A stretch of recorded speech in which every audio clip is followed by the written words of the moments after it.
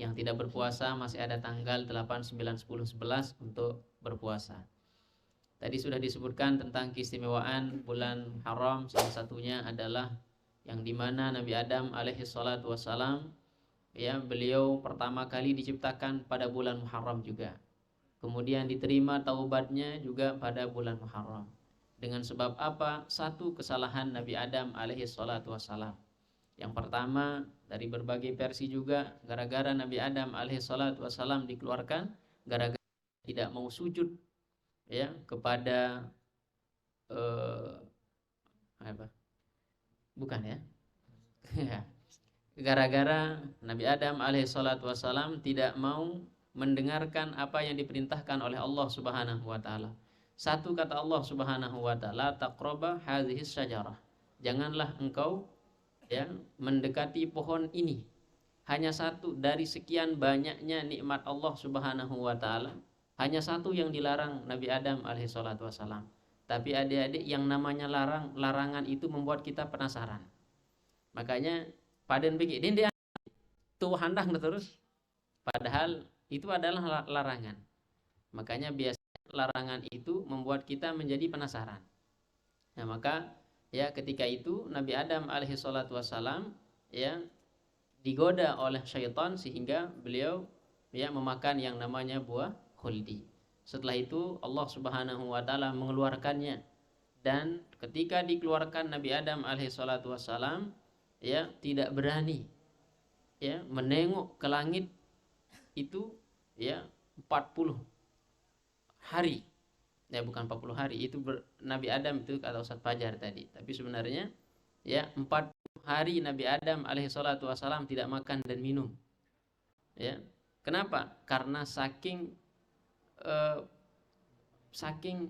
sedihnya gara-gara Allah Subhanahu wa taala mengeluarkannya. Kok bisa sampai 40 hari? Adik-adik, kalau misalnya adik-adik saja diputuskan oleh pacarnya misalnya, ya, atau, ya, Anda diseang misalnya, biasanya itu membuat kita juga tidak bisa makan.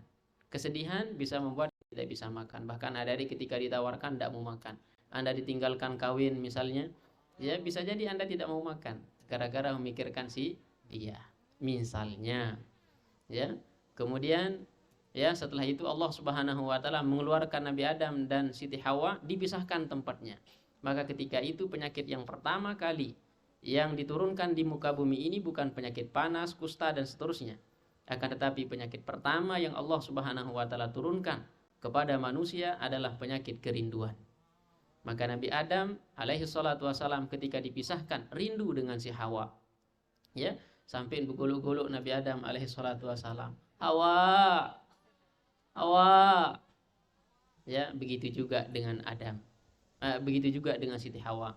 Apa kata Hawa? Adam, Adam. Sehingga, ya, keturunan-keturunannya kita semua mengikuti itu juga. Maka ketika dipisahkan selama 200 tahun, Allah memisahkan Nabi Adam alaihi salatu wassalam dan Siti Hawa. Ya, adik-adik pernahkah mengalami kerinduan selama 200 tahun? Ya, belum pernah. Nabi Adam pernah mengalami itu.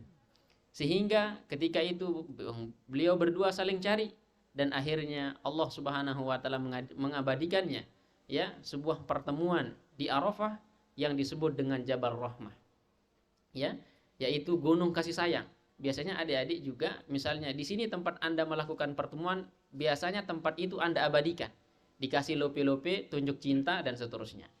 Ya, biasanya adik-adik mengalami seperti itu. Akhirnya Nabi Adam alaihi salatu wassalam ketika berjumpa dengan Siti Hawa, ya, Hawa kaget melihat Adam, begitu juga dengan Adam kaget melihat Hawa. Ketika itu, ya, Siti Hawa mengatakan Adam. Ya. Kemudian, ya, si Adam juga mengatakan Hawa. Ya, ketika itu yang ingin bergegas untuk menjemput dan berpelukan adalah Siti Hawa. Siti Hawa ingin mengejar Nabi Adam. Di dalam kitab Qurratul Uyun disebutkan Adam mengatakan, stop wahai Hawa, jangan engkau mengejar saya, karena aku khawatir nanti keturunan kita akan mewarisi kita, sehingga perempuan yang akan mengejar perempuan. Perempuan yang akan mengejar laki-laki. Maka untuk itu wahai Adam, wahai Hawa, stop, jangan engkau berlari, biarkan saya yang mengejarmu. Itu kata Nabi Adam alaihissalatu wassalam. Makanya yang biasanya mengejar perempuan siapa? Laki-laki, macam ton ngeter jauh kita, marak manok. Untung tendik saling keter marak manok. Ya, andin tiap marak manok dinar akal. Ya, macam mentomek hati. Ya, macam bangke tom karong dengan outlet nih. Ya, macam tomek berunggu-runggu, tapi untung kita punya akal. Ya, insyaallah luar biasa kita punya etika dan seterusnya. Nah, kemudian itu adalah salah satu ya keutamaan bulan Muharram. Nabi Adam alaihissalatu wassalam ketika itu minta ampun kepada Allah Subhanahu wa taala. Bulan Muharram adalah salah satu ya tempat di mana Nabi Adam alaihissalatu wassalam diterima taubatnya. Maka untuk itu bagi adik kita semua ya bahwa pada bulan ini mari kita sama-sama meminta ampun kepada Allah Subhanahu wa taala terhadap apa yang pernah kita lakukan. Kemudian yang kedua, salah satu kelebihan daripada bulan Muharram tadi bisa disebutkan oleh Ustaz Fajar adalah Nabi Nuh alaihi salatu wasallam ya ketika itu diselamatkan dari banjir.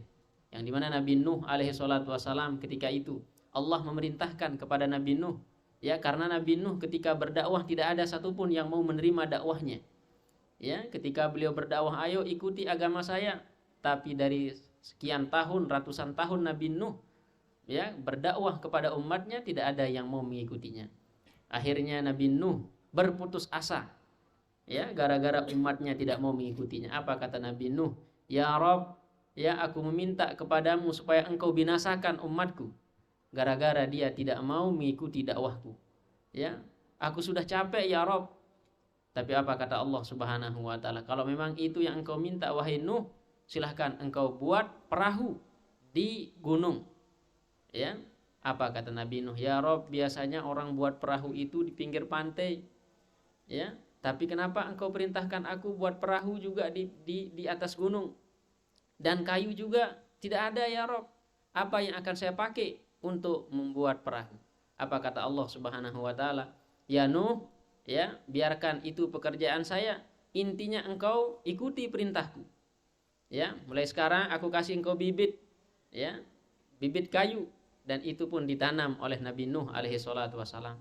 Ketika ditanam beberapa tahun kemudian kayu itu menjadi besar. Nah, itu yang dipakai untuk membuat perahu. Setelah dibuat, ya, perahunya lantai 1 sudah jadi. Ya, apa kata orang-orang yang melihat Nabi Nuh alaihi salatu wassalam membuat perahu di atas gunung? Nuh sudah gila. Ya, makanya pekerjaan apapun yang biasa kita lakukan, apalagi ini hal yang berkaitan dengan kebaikan, apalagi perintah Allah, biasanya ya banyak ujian kita. Dan kita tidak seperti ujian para nabi. Nabi itu dalam melakukan sesuatu itu dianggap gila. Pertanyaannya, pekerjaan apa yang pernah kita lakukan sehingga kita dianggap gila? Ya. Nah, makanya ujian kita itu tidak seberapa adik-adikku semua daripada ya ujian-ujian para nabi-nabi terdahulu. Sehingga ketika itu ya semua masyarakat, semua umat Nabi Nuh mengatakan bahwa Nuh sudah gila. Kenapa? Karena Nabi Nuh alaihi salatu wassalam membuat perahu ya di atas gunung. Kemudian setelah itu karena saking jengkelnya umatnya Nabi Nuh juga masih saja tetap Nabi Nuh ya membuat perahu di atas gunung. Akhirnya semua umatnya sepakat untuk beol di atas perahunya Nabi Nuh. Ya di lantai 1. Semua yang mau beol pasti ke perahunya Nabi Nuh. Kira-kira kalau adik-adik membuat sesuatu ya kemudian dibeolkan misalnya di perahunya atau di motornya saja, kira-kira jengkel atau tidak? Pasti kita jengkel. Ya, tapi Nabi Nuh alaihi salatu wassalam sampai lantai 1 full dengan beolnya atau tainya umatnya. Sehingga ya setelah lantai 1 jadi, Nabi Nuh tetap membuat lantai 2. Ya. Dan semua orang ketika itu beol di tempat dan Nabi Nuh sudah mulai putus asa kembali. Ya Rob, ya, ini semua masyarakat sudah beol di atas perahu saya. Ya. Sekarang bagaimana cara saya akan membersihkannya? Apa kata Allah Subhanahu wa taala? Ya Nuh, ini perbuatan saya. Ya, ini biarkan saya yang urus. Engkau lanjutkan saja apa yang saya perintahkan. Kemudian setelah itu Nabi Nuh alaihi salatu wasalam ya tetap melanjutkan perahunya. Dan suatu ketika adik-adik ada orang yang penyakit lumpuh ya, yang tidak bisa jalan dan seterusnya. Kemudian dia ingin beol juga kepada beol kepada perahunya Nabi Nuh alaihi salatu wasalam. Karena orang ini juga adalah pendengki daripada Nabi Nuh alaihi salatu wasalam. Kemudian setelah itu ada satu orang yang membopong. Tahu membopong? Menggendong, apa yang membawanya ke tempat perahunya Nabi Nuh alaihi salatu wasalam. Sampai di sana orang ini ya beol di perahunya Nabi Nuh alaihi salatu wasalam. Kemudian ketika dia beol, salah entan beol, akhirnya dia terjun ke dalam taid. Ya ngonong lek taid perahu di kapalnya perahunya Nabi Nuh alaihi salatu wasalam.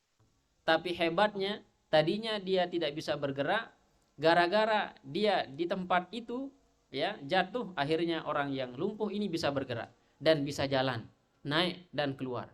Dan orang-orang yang melihatnya di luar, kok engkau bisa jalan? Ya, yang dia yakini adalah bahwasanya beol yang ada di perahunya Nabi Nuh itu bisa menjadi obat. Ya, akhirnya semua masyarakat yang mendengarkan itu ya pergi ke perahunya Nabi Nuh alaihi salatu wasalam dan semuanya ngambil tai itu. Karena dia yakini bahwa beol itu bisa menjadi obat. Sampai dia kinclong. Ya, satupun tai itu tidak ada ya di tempat perahu itu. Inilah kalau Allah Subhanahu wa taala mau kerja, adik-adik. Biarkan apapun ya kata orang dan seterusnya, intinya adalah kita tetap melaksanakan perintah Allah Subhanahu wa taala. Ya, kita tidak berhak untuk balas dendam. Biarkan Allah sendiri yang akan melakukan balasannya. Kita tidak usah membalas orang dan seterusnya. Ini yang dapat kita ambil pelajaran daripada ya tanggal 1 Muharram dari kisahnya Nabi Nuh alaihi salatu wassalam. Tadi sudah cukup pengajiannya ya yang disampaikan oleh Ustaz Fajar, beliau dari Sulawesi. Kemudian Ustaz Rama Mahendra, ya beliau dari Pujut ya Jonggat ya Pak dari Jonggat. Ya Masya Allah luar biasa pengajiannya, itu bercandanya tapi benar ya. Kemudian ada Ustaz Ilman Paroza, itu sudah lengkap semuanya, tinggal kita amalkan. Semoga kita bisa mengamalkan apa yang diungkapkan oleh teman-teman kita. Nanti ada berikutnya, pengajian berikutnya di hari-hari besar lainnya ya kita pakai beliau-beliau yang adik-adik dari kelas materi juga, nanti latihan pidato dan seterusnya, karena itu yang akan Anda bawa nanti pulang dan seterusnya. Ini saja dapat kami sampaikan ya, karena saya husnuzan adik-adik berpuasa ya. Sekian, assalamualaikum warahmatullahi wabarakatuh.